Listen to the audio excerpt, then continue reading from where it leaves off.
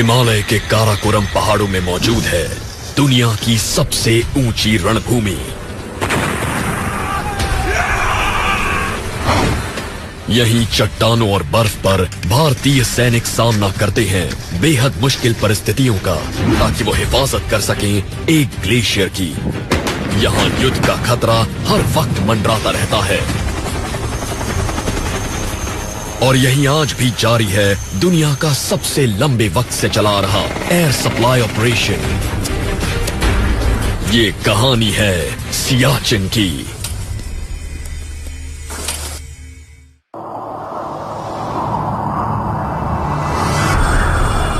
लद्दाख, ये बंजर इलाका प्राचीन सिल्क रूट पर एक महत्वपूर्ण मुकाम हुआ करता था। कारवां इसी रास्ते से सुदूर पूर्व भारत और यूरोप के बीच मसाले, रेशम, सोना और चांदी लाया ले जाया करते थे। इस ट्रेड रूट के इर्द गिर्द बौद्ध धर्म फला फूला और ये भारत से चीन और सेंट्रल एशिया तक फैल गया। लेकिन 20वीं सदी के मध्य से भारत, पाकिस्तान और चीन के लिए लद्दाख की अहमियत पूरी तरह बदल गई है। इन तीनों देशों की सीमाएं काराकोरम पहाड़ों से लगी हैं। इसके पूर्व में चीन और पश्चिम में पाकिस्तान है। ये दोनों ही देश भारत के साथ युद्ध लड़ चुके हैं। ग्लेशियर से भरे इस इलाके में ही लेह से करीब 200 किलोमीटर उत्तर में मौजूद है सियाचिन ग्लेशियर, जो 77 किलोमीटर लंबा है। इसका निचला छोर 12,000 फीट की ऊंचाई पर है और सबसे ऊपरी छोर 18,000 फीट से भी ज्यादा ऊंचाई पर है। सियाचिन पर पिछले 3 दशकों से भी लंबे दौर से जंग छिड़ी हुई है। ये इलाका दुनिया का सबसे ऊंचा युद्ध क्षेत्र है। सियाचिन पोलर रीजन के बाहर दूसरा सबसे लंबा ग्लेशियर है। सियाचिन के पश्चिम में साल्तोरो रिज है। इसके उत्तर में इंदिरा कॉल, जो भारत का सबसे उत्तरी छोर है। उससे आगे और पश्चिम में मौजूद है कश्मीर का वो इलाका जहां है पीओके, पाकिस्तान ऑक्युपाइड कश्मीर। सियाचिन के पूर्व में है काराकोरम पास। भारतीय सेना सियाचिन ग्लेशियर और साल्तोरो रिज पर तैनात है, जो 20,000 फीट से भी ज्यादा ऊंचाई पर है।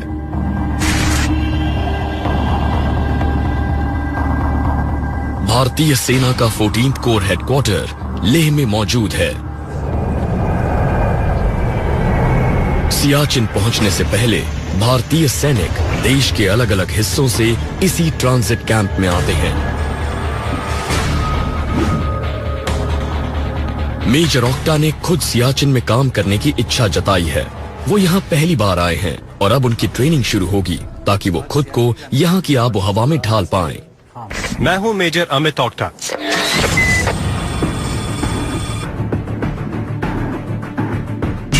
सबसे पहले इनका मेडिकल चेकअप होगा। ग्लेशियर के बेहद बेरहम हालात में काम करने के लिए जबरदस्त फिटनेस चाहिए। मेजर ऑक्टा वहीं अपनी यूनिट को ज्वाइन करेंगे।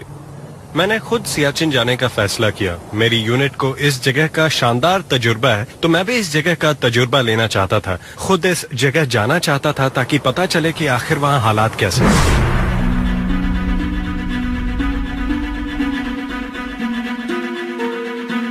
मैं हूँ मेजर विकल्प शर्मा। मैं हूँ आर्मी एविएशन कोर्स से।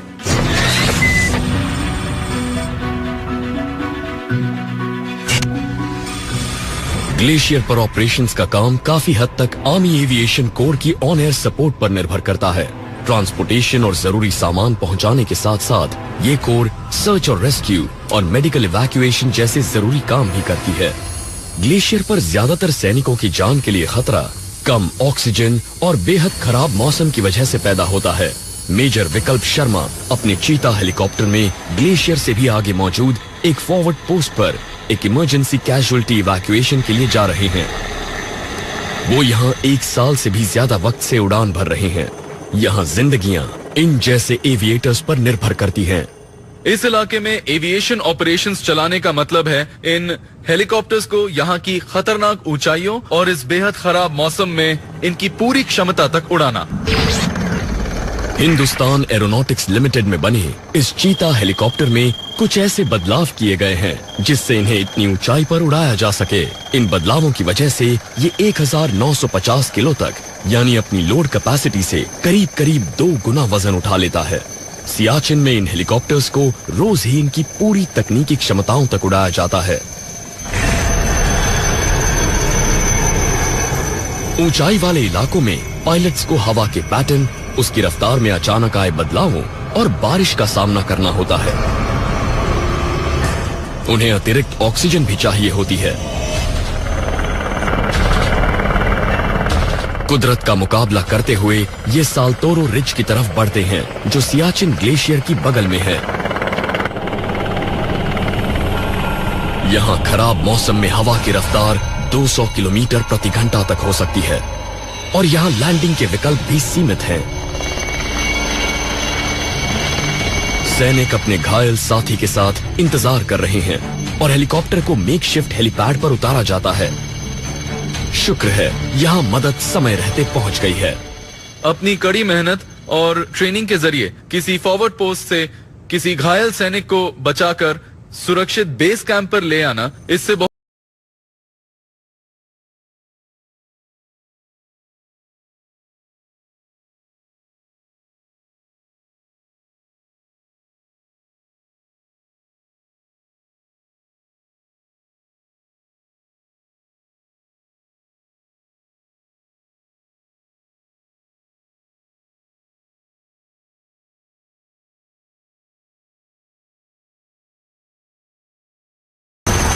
सैनिक बड़ी तेजी से बीमार सैनिक को लेने आ पहुंचते हैं। यहाँ वक्त की बड़ी अहमियत है। इमरजेंसी रूम में मेडिकल स्टाफ अपने काम में जुट जाता है। सैनिक के देखरेख की जिम्मेदारी कैप्टन डॉक्टर दीपशिखा पांडे पर है। मैं हूँ कैप्टन दीपशिखा। मैं आर्मी मेडिकल कोर्स से हूँ। हमारे यहाँ फॉरवर्ड पोस्ट से एक जवान पहुँचा है। उसे नींद न आने, उल्टी और सिर दर्द की शिकायत है। हमने उसे जरूरी दवाइयाँ दी हैं। उसे मैनिटॉल भी दी गई, लेकिन ऑक्सीजन देने के बावजूद उसकी तबीयत में बिल्कुल भी सुधार नहीं आ पा रहा है। डॉक्टर्स समझ जाते हैं कि इस सैनिक का इलाज सियाचिन बेस कैंप पर नहीं हो सकता। उसकी तबीयत और भी बिगड़ सकती है और उसे फौरन लेके आर्मी हॉस्पिटल ले जाना जरूरी है। लेकिन आखिरी फैसला बेस कमांडर का होगा। मैं हूँ colonel Hariharan, base commander, base camp Siachen glacier.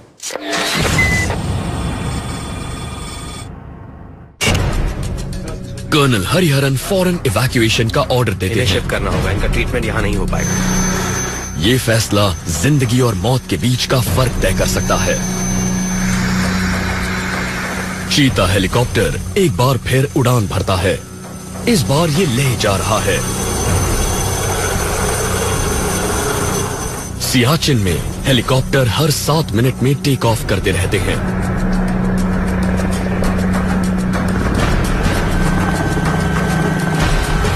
और लेह में मौजूद एयर ट्रैफिक कंट्रोल के बिना ये मुमकिन नहीं हो सकता। आर्मी एविएशन का हर दिन चुनौतियों से भरा होता है।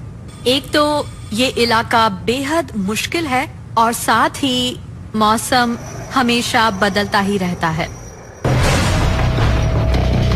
आप लैंडिंग कर सकते हैं। हेलीकॉप्टर लैंड कर रहा है। आप घायल सैनिक को ले जाने के लिए तैयार रहिए। 40 मिनट में बीमार सैनिक को लेह पहुंचा दिया जाता है। यहाँ हवा का बहाव हर घंटे बदलता है और लैंडिंग यहाँ एक चुनौती हो सकती है। Perfect landing. मेजर विकल्प एकदम परफेक्ट लैंडिंग करते हैं। अब इसके बाद काम शुरू होता है लेह में मौजूद डॉक्टर्स का। रोज इस तरह के फ्लाइंग मिशंस कम से कम 2 जिंदगियां बचाते हैं।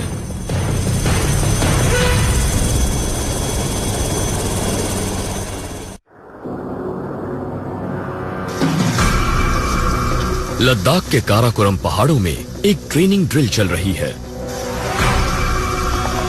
एक हथियारबंद प्लाटून लगभग खड़ी चढ़ाई से नीचे उतरती है। ये सैनिक सियाचिन के लिए ट्रेनिंग कर रहे हैं। ये सैनिक दुनिया की सबसे ऊंची रणभूमि की तैयारी करते हुए तीखी ढलानों पर से नीचे उतरते हैं। कुछ दूसरे सैनिक दुश्मन की किसी चौकी पर हमले की प्रैक्टिस करते हैं। तीखी चढ़ाइयों पर चढ़ना एक बात है, लेकिन तेज रफ्तार पर ऐसा करना एकदम अलग बात।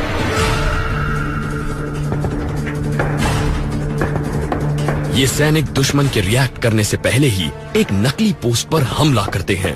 हैंड ग्रेनेड्स फेंके जाते हैं और पोस्ट पर कब्जा कर लिया जाता है।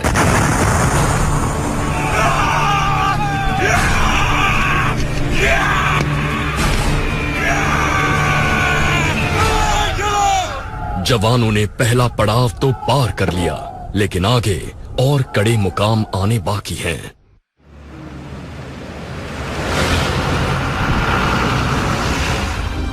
ये मेजर ऑक्टा का यहां 7वां दिन है। अब वो लेह के ट्रांजिट कैंप से सियाचिन बेस कैंप के लिए रवाना हो रहे हैं। ये सफर करीब 200 किलोमीटर का है। इनका काफिला उस इकलौती सड़क पर चल रहा है जो सेना की 14 कोर को सियाचिन से जोड़ती है। इनका पहला पड़ाव होगा खारदुंगला। इसकी ऊंचाई 17,000 फीट से भी ज्यादा है और ये दुनिया की सबसे ऊंची सड़क है।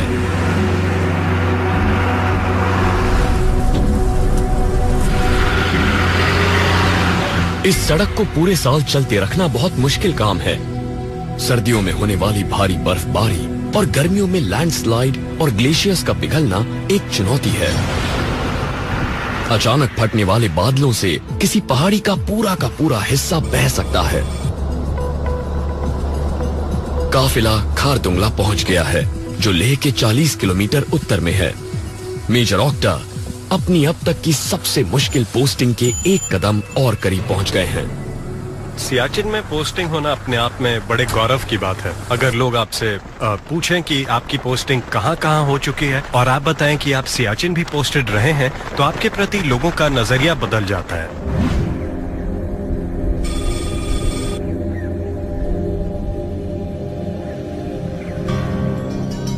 एक वक्त था जब ऐसे 2 हम्प वाले बैक्ट्रियन कैमल्स के जरिए चीन और सेंट्रल एशिया के बीच व्यापार होता था और ये लद्दाख की नुब्रा वैली के इस ठंडे रेगिस्तान से गुजरते थे। उत्तर पश्चिम में और आगे तुर्तुक गांव मौजूद है। भारत और पाकिस्तान की सीमा से जरा ही पहले बसे आखिरी भारतीय गांवों में से ये एक है।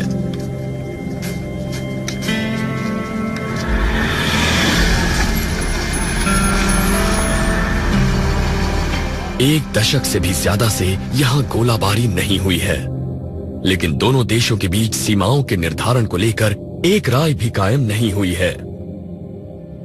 सीमा को लेकर होने वाला विवाद सन 1947 में हुए ब्रिटिश राज के भारत के बंटवारे के समय से ही चला आ रहा है।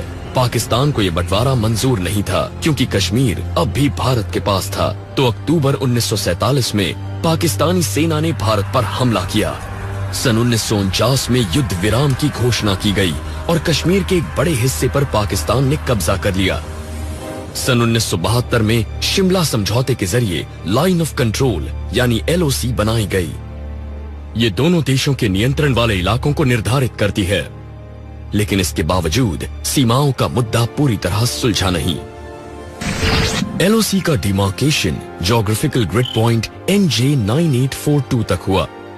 भारत का कहना है कि LOC NJ 9842 से उत्तर में साल्तोरो रिज के साथ साथ इंदिरा कोल तक और फिर काराकोरम पास के पूर्व से चीन की सीमा तक जाती है।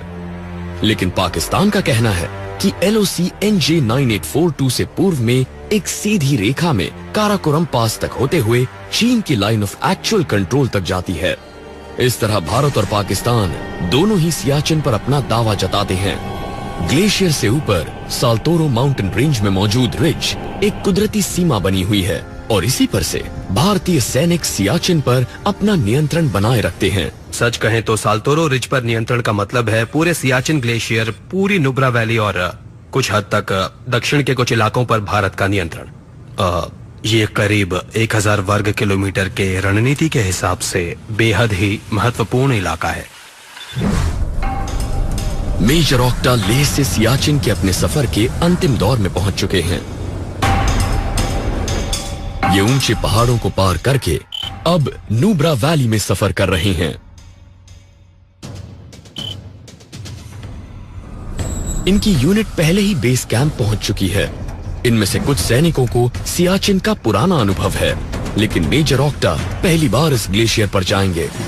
मुझे अपनी यूनिट को ज्वाइन करने का मौका मिला है और वो भी सियाचिन में, इसलिए मुझे बहुत अच्छा लग रहा है। मेरे ये सैनिक जैसे इस इलाके के लिए ही बने हैं। ये इन पहाड़ों से बहुत अच्छी तरह वाकिफ हैं। ये कहीं भी चढ़ सकते हैं, खुद को दिया गया कोई भी काम कर सकते हैं। इनकी तरह काम करने के लिए मुझे भी काफी मेहनत करनी पड़ेगी। 14 घंटे के सफर को तय करने के बाद मेजर ऑक्टा आखिरकार सियाचिन बेस कैंप पहुंच जाते हैं। वो अपनी जिम्मेदारी की शुरुआत यहीं से करेंगे।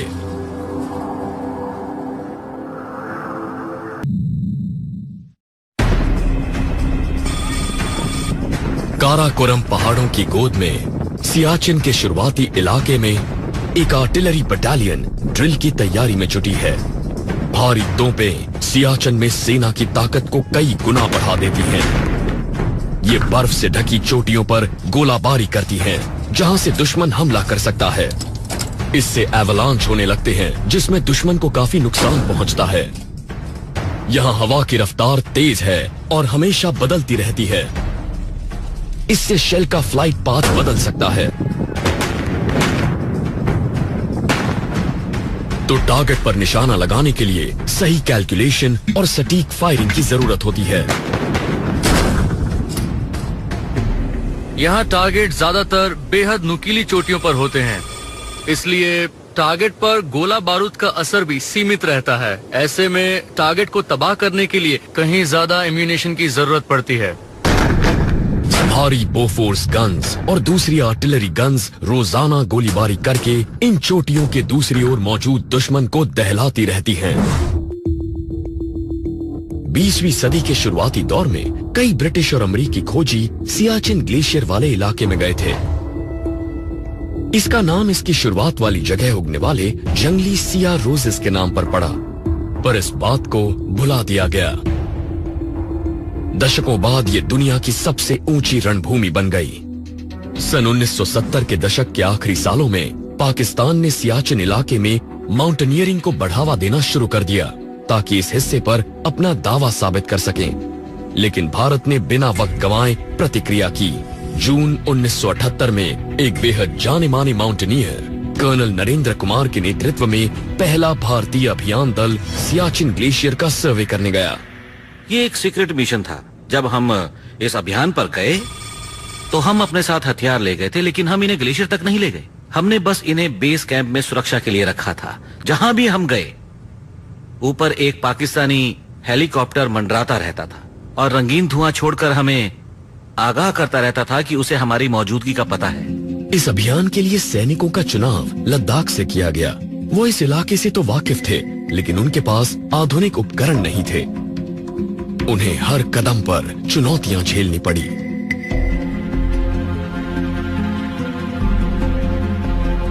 लेकिन बाधाओं का सामना करते हुए कर्नल कुमार और उनके साथियों ने 18,900 फीट ऊंचे इंदिरा कॉल और सियाचिन सेक्टर में मौजूद 24,370 फीट ऊंचे सिया कांगरी की चोटियों पर विजय पाई। ये ऊंचाई भारत के सबसे ऊंचे और दुनिया के तीसरे सबसे ऊंचे पहाड़ कंचनजंगा से सिर्फ 4,000 फुट कम है। भारतीय सेना की टीम बहुत महत्वपूर्ण सूचनाएं लेकर लौटी। मैंने उन्हें एक डिटेल रिपोर्ट दी। मैं हर पास पर गया था। मैंने सरकार को बताया कि अगर हम सियाचिन ग्लेशियर पर कब्जा बनाए रखना चाहते हैं तो हमें थोड़ा और पश्चिम में साल्तोरो रिज पर जाना होगा। इंटेलिजेंस रिपोर्ट्स के मुताबिक सन 1984 में पाकिस्तान ने यूरोप के उन्हीं सप्लायर्स को बहुत से आर्कटिक उपकरण खरीदने का ऑर्डर दिया, जिनका इस्तेमाल भारत करता था। इसका मतलब था कि पाकिस्तान की सेना ऊंचाई पर कदम जमाने के हिसाब से तैयारियां कर रही थी। इसे कोड नेम दिया गया ऑपरेशन आबाबील। इसके जवाब में भारत ने ऑपरेशन मेघदूत नाम से एक मिलिट्री ऑपरेशन शुरू किया और सियाचिन में सैनिकों को आसमान से उतारा। इसकी शुरुआत 13 अप्रैल 1984 को हुई। कुछ हफ्तों में ही भारतीय सेना पूरे सियाचिन इलाके पर अपना नियंत्रण जमा चुकी थी।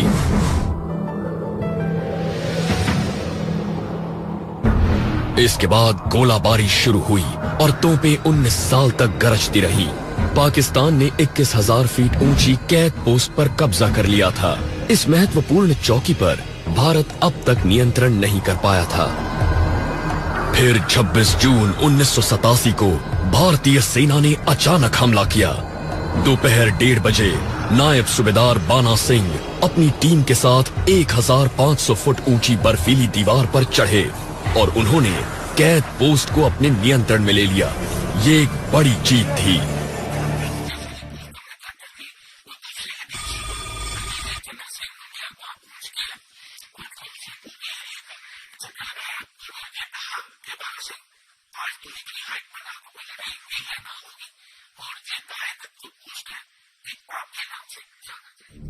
कैप्टन बाना सिंह को उनके अभूतपूर्व शौर्य के लिए भारत के सर्वोच्च सैन्य सम्मान परमवीर चक्र से नवाजा गया। 19 साल तक चली भीषण गोलाबारी के बाद सन 2003 में भारत और पाकिस्तान के बीच युद्ध विराम की घोषणा हुई, लेकिन ऑपरेशन मेघदूत के तहत भारतीय सैनिक अब भी फॉरवर्ड पोस्ट्स और बेहद ऊंचाई वाले इलाकों में तैनात हैं ताकि सियाचिन पर देश का नियंत्रण बना रहे।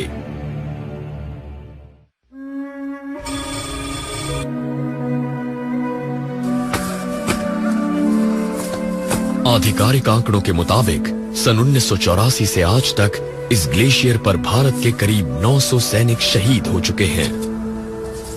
सियाचिन वॉर मेमोरियल उन भारतीय सैनिकों के सम्मान में बनाया गया है जिन्होंने सियाचिन वॉर में अपनी जान कुर्बान की।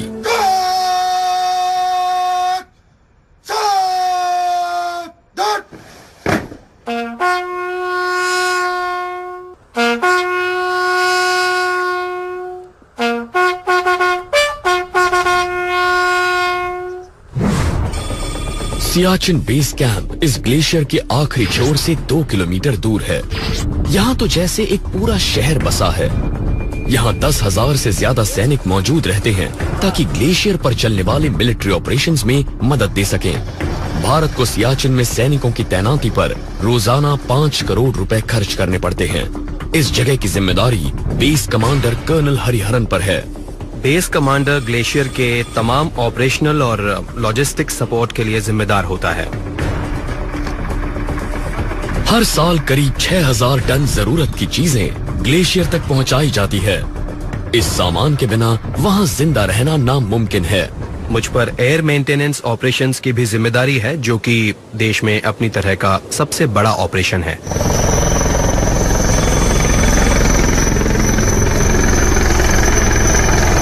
ऑपरेशन मेघदूत दुनिया में सबसे लंबे समय से चला आ रहा एयर सप्लाई ऑपरेशन है। इसे पूरे साल जारी रखना पड़ता है। पायलट्स को एक साल में उड़ान भरने लायक करीब 200 दिन मिलते हैं, लेकिन हेलीकॉप्टर्स दिन की शुरुआत से लेकर दोपहर तक ही ऑपरेट कर सकते हैं।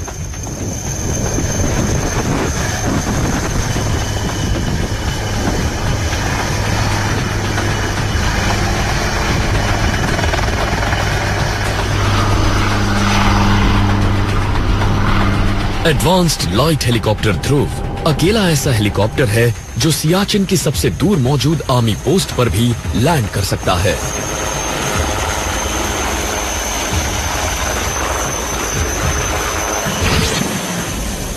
हिंदुस्तान एरोनॉटिक्स लिमिटेड ने जो ध्रुव मार्क 3 बनाया है, उसमें एक एडवांस्ड शक्ति इंजन है। ये 5,500 किलो वजन उठा सकता है, यानी चीता हेलीकॉप्टर से 2.5 गुना ज्यादा। अपनी कार्बन फाइबर बॉडी की वजह से इस हेलीकॉप्टर का वजन बहुत कम है।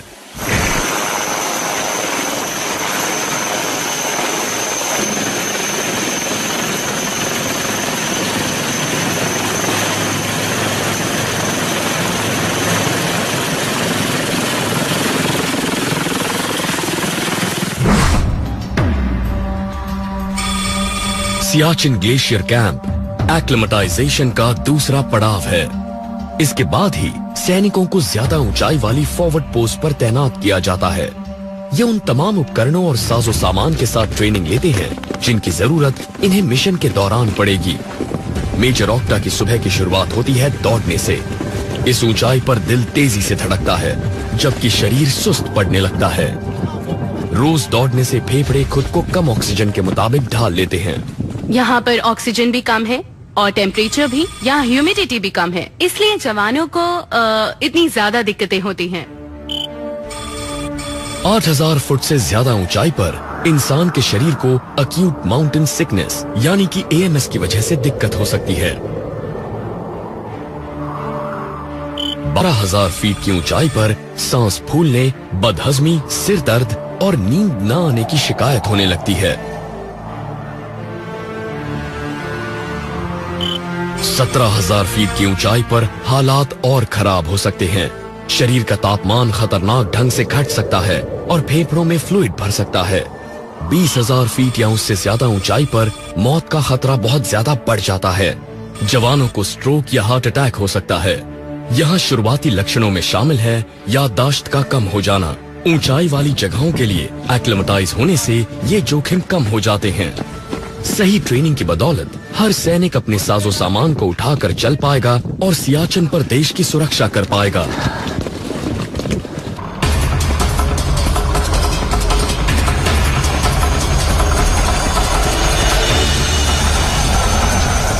एक स्पेशल फोर्सेस स्नाइपर संभावित खतरों पर नजर रखे हुए है।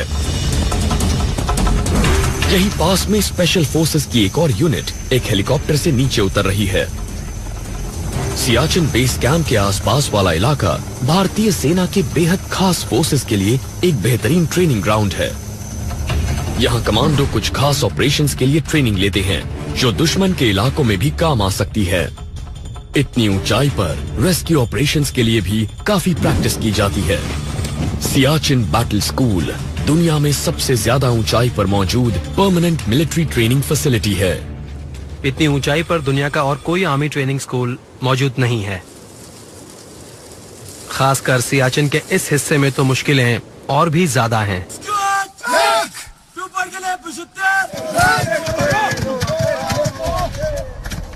ट्रेनिंग ग्राउंड ग्लेशियर वाले इलाके जैसा ही है जहां कभी भी कुछ भी हो सकता है।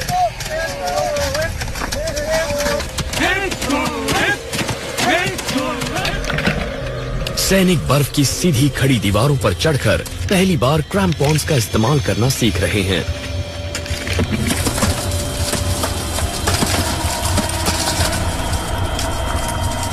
मेजर ऑक्टा और उनकी टीम बर्फ की एक दीवार पर चढ़ रही है।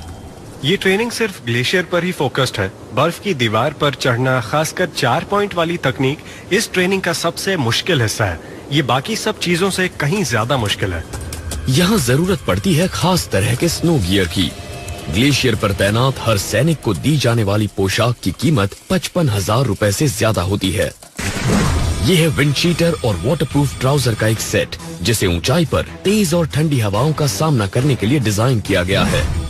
और ये है ग्लेशियर पर पहने जाने वाले वाटर और स्नो रेजिस्टेंट बूट्स। बेहद ठंड में ये पैडेड ग्लव्स फ्रॉस्ट बाइट से बचाते हैं। स्नो गॉगल्स स्नो ब्लाइंडनेस नहीं होने देते।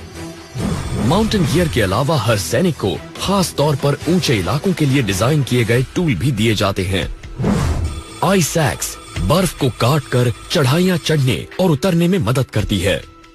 जुमार नाम के एक मैकेनिकल डिवाइस का इस्तेमाल रस्सी के सहारे ऊपर चढ़ने के लिए किया जाता है। जूतों में लगाए जाने वाले क्रैम्पॉन्स बर्फ पर पकड़ बनाने में मदद करते हैं। एवलांच ट्रांसीवर रेस्क्यू से जुड़ा एक महत्वपूर्ण टूल है।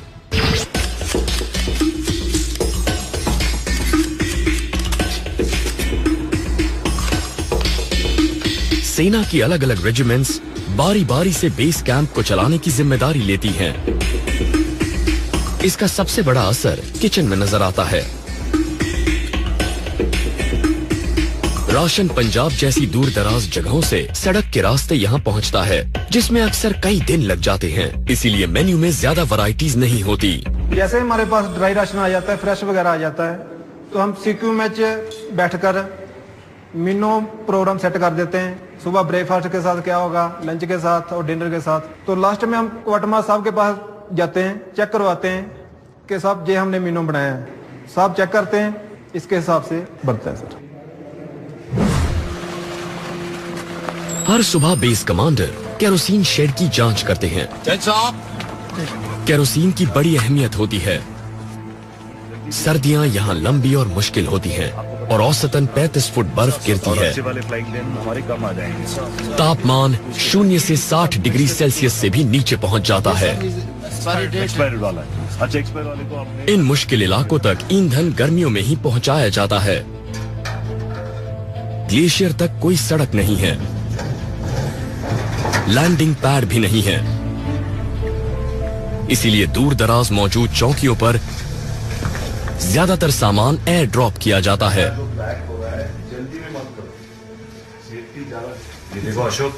सामान सही सलामत लैंड करे, इसके लिए पैराशूट्स को ठीक से काम करना जरूरी है। पैराशूट पैक करने वाले एक सेंटर में एक टीम आखिरी चेकिंग कर रही है।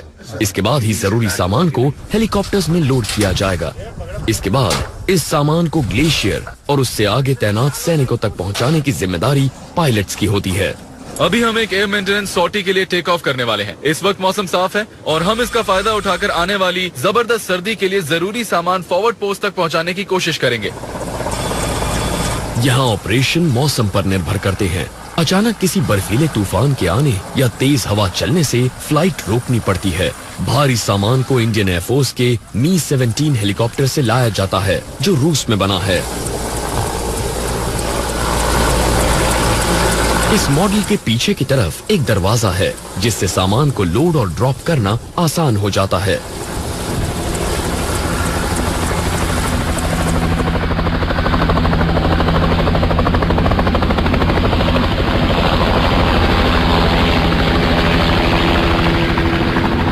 सामान को गिराए जाने के बाद उसे फौरन इकट्ठा करना होता है, वरना वो बर्फ में गुम हो सकता है।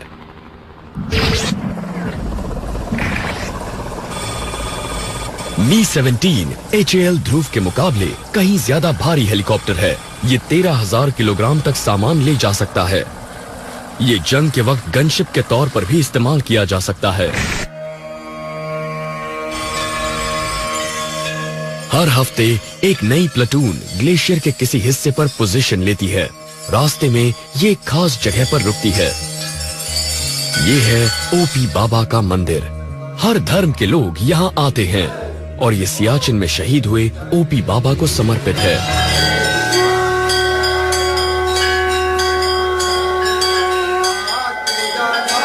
परंपरा के मुताबिक हर प्लेटून अपने आने और जाने से पहले यहाँ आती है। ऐसा कहा जाता है कि इस शहीद सैनिक की आत्मा ग्लेशियर पर अपनी ड्यूटी के लिए जाने वाले सैनिकों की रक्षा करती है। जब भी सैनिकों की तैनाती नॉर्दर्न ग्लेशियर पर होती है तो वो बेस कैंप से निकलने के पहले एक सेरेमनी करते हैं। हम यहाँ सुबह सुबह आते हैं और उसके बाद एक मंदिर परेड होती है। सैनिक बर्फीले उत्तरी इलाके की ओर रवाना होने से पहले यहाँ खाना खाने के लिए इकट्ठा होते हैं। अब इन्हें 3 महीने बाद ही ऐसा खाना नसीब होगा, जब ये ग्लेशियर से लौटेंगे। ग्लेशियर वाली पोस्ट पर सैनिक रेडी टू ईट फूड के सहारे ही जिंदा रहते हैं। बहुत ज्यादा ठंड और ऊंचाई पर डाइजेस्टिव सिस्टम धीमा हो जाता है। मिठाई खाने के बाद फेयरवेल फोटोज की बारी आती है और फिर जाने का वक्त आ जाता है।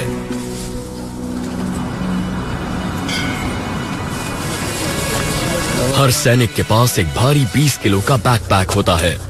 ये सभी जवान आपस में रस्सी से बंधे होते हैं। साथ रहने से ही सुरक्षा मिलती है। ये सैनिक जानते हैं कि इनमें से कुछ शायद कभी ना लौटे। अच्छे मौसम का नजारा, right hand down the wicket. Siachen के बेस कैंप में तैनात सैनिक काम के साथ साथ खेलते भी हैं। इनके हौसले और स्वस्थ रहने के लिए ऐसे ब्रेक जरूरी हैं। जल्दी ही ये अपनी जिंदगी की सबसे मुश्किल पोस्टिंग पर होंगे।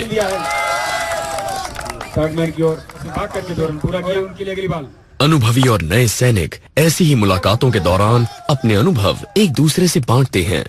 फिर से खेल दिया है, वापस बाल को सीमा रेखा से बाहर। जब भी कोई सैनिक ग्लेशियर से लौटता है तो अपने अनुभव को यूनिट के साथ बांटता है और यूनिट ग्लेशियर पर रोटेशन करती रहती है।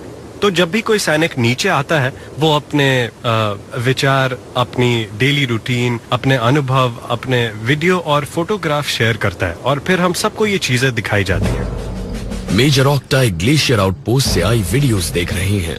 इनसे उन्हें ये समझने में मदद मिलेगी कि ग्लेशियर पर अपने पहले असाइनमेंट के दौरान उन्हें कैसी परिस्थितियों का सामना करना होगा। भारतीय सेना 3 दशक से भी ज्यादा से सियाचिन में मौजूद है। ग्लेशियर से जुड़े ऑपरेशंस में इन्होंने जबरदस्त अनुभव हासिल किया है, जो दुनिया में और किसी भी सेना के पास नहीं है।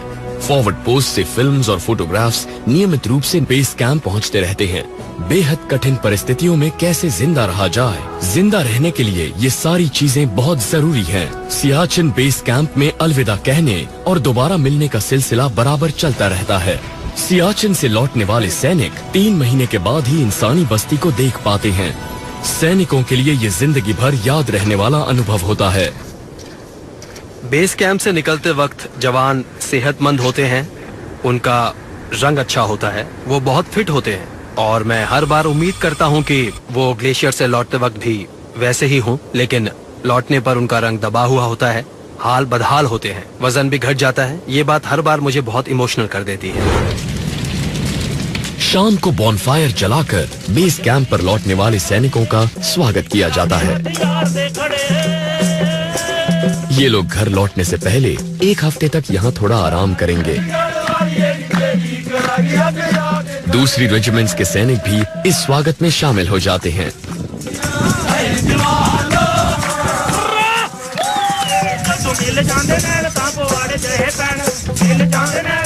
दोस्ती का ये आलम देखते ही बनता है। कुछ रिश्ते तो जिंदगी भर के लिए बन जाते हैं।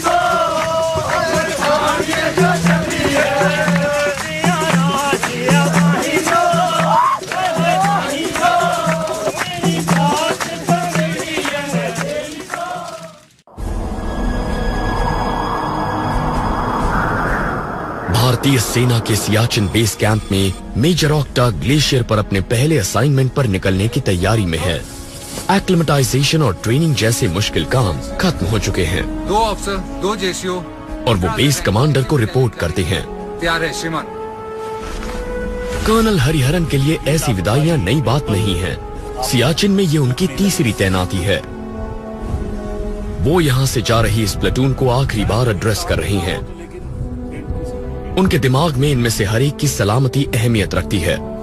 तजुर्बे ने उन्हें एक नया नजरिया दिया है। हम में से कई सोचते हैं कि अहमियत फिजिकल फिटनेस की ही है। बेशक ऐसा है, ये जरूरी है, लेकिन आपको मेंटली भी उतना ही फिट होना पड़ता है। हर इंसान की शारीरिक बनावट अलग होती है और ये बात आप सिर्फ अनुभव के जरिए ही समझ सकते हैं।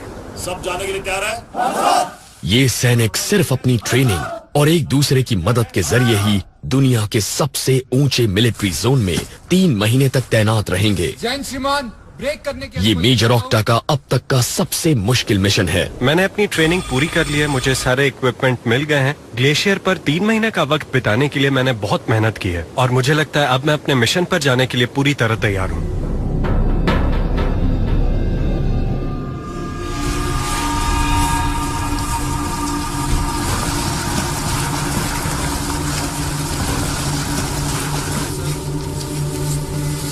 हर प्लेटून को अपनी पोस्ट तक पैदल जाना होता है। इससे सैनिकों को एक्लिमेटाइज होने में मदद मिलती है। वो 12,000 फुट ऊंचे बेस कैंप से 21,000 फुट ऊंची फॉरवर्ड पोजीशंस तक की चढ़ाई करते हैं। सभी चौकियां ग्लेशियर पर नहीं होती। इनमें से कुछ ग्लेशियर से ऊपर वाले पहाड़ों साल्तोरो रिज पर भी होती हैं। यहाँ भारतीय सेना को ऊंचाई का फायदा मिलता है और यहाँ से वो सियाचिन और पूर्व में मौजूद इलाकों पर भी अपना नियंत्रण बनाए रख पाती है। इसके पश्चिम में पाकिस्तानी सेना मौजूद है। ये पतझड़ का शुरुआती दौर है। ग्लेशियर का ये हिस्सा अभी पूरी तरह जमा नहीं है। एहतियात बरतते हुए ये सैनिक रस्सी से आपस में बंधे रहते हैं। अब ये ग्लेशियर की पहली बड़ी दरार तक पहुंच गए हैं। एक गलत कदम भी जानलेवा हो सकता है।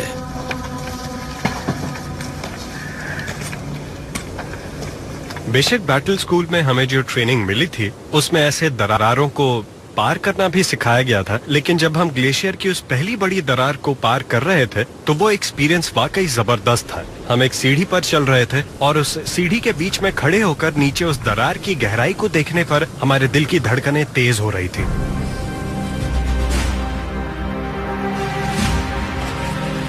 ये इलाका बहुत मुश्किल है और यहाँ हालात हमेशा बदलते रहते हैं। आइस कवर धूप में पिघलते हैं और सूरज ढलने पर दोबारा जम जाते हैं। सियाचिन में भारत ने युद्ध के मुकाबले कठिन हालात और खराब मौसम की वजह से कहीं ज्यादा सैनिक खोए हैं। ये जोखिम भरे इलाके में एक मुश्किल ट्रैक है। कम ऑक्सीजन वाले इस माहौल में सांस लेना मुश्किल है और शरीर जल्दी ही थक जाता है। इसलिए बार बार रुकना जरूरी है।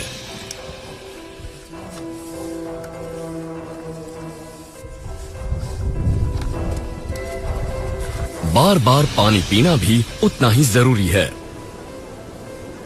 अपनी टीम के साथ आगे बढ़ते हुए मुझे लगातार ये चेक करना पड़ता है कि मेरे सैनिक ठीक ठाक तो हैं और वो एक साथ आगे बढ़ रहे हैं। जब हम दरारें पार करते हैं, चट्टान पर चढ़ते हैं या मोरेन्स का सामना करते हैं तो सबको रस्सी से बंधे रहना और एक दूसरे की मदद करना जरूरी होता है। हेलीकॉप्टर सुबह से ही ग्लेशियर पर उड़ान भरते रहे हैं। बेस कैंप में आज का दिन काफी व्यस्त है।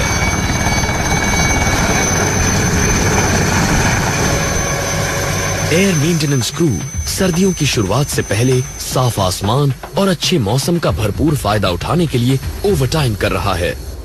हम में से ज्यादातर आर्मी एविएटर्स जमीन पर अपनी ड्यूटी निभाने के बाद फ्लाइंग ड्यूटी के लिए वॉलंटियर करते हैं। मैं फिलहाल जहां जा रहा हूं उस पोस्ट पर पहले भी काम कर चुका हूं, इसलिए जानता हूं कि वहां जवानों को क्या कुछ झेलना पड़ता है। मुझे मालूम है कि किसी सैनिक के लिए जरूरी सामान मिलने या घर से आई चिट्ठी की कितनी अहमियत होती है।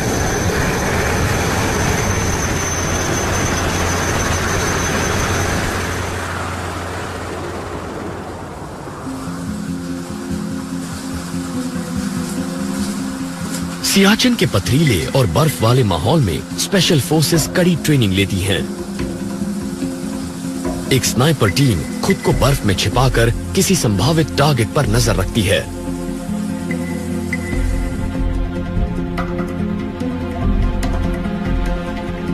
इन्हें बिना रिलीफ या रिप्लेनिशमेंट के 96 घंटे तक अपने पोजीशन पर बने रहने की ट्रेनिंग दी जाती है।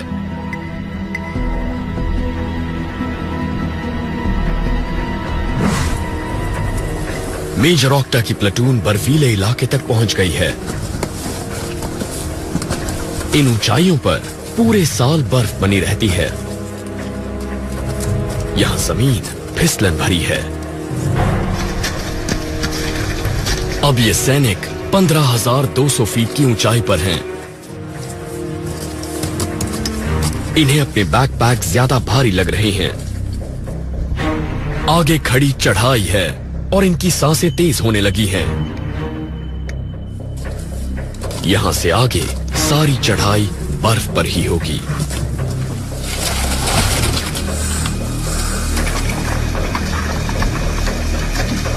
आखिरकार ये अपनी फॉरवर्ड पोस्ट पर पहुंच जाते हैं। जैन साहब, ग्लेशियर में आपका हार्दिक स्वागत है साहब। थैंक यू साहब। ये लोग झटपट अपने साथी सैनिकों से चार्ज ले लेते हैं जो इनसे पहले इस आउटपोस्ट की निगरानी करते रहे हैं। अब यहाँ की जिम्मेदारी मेजर ऑक्टा की है।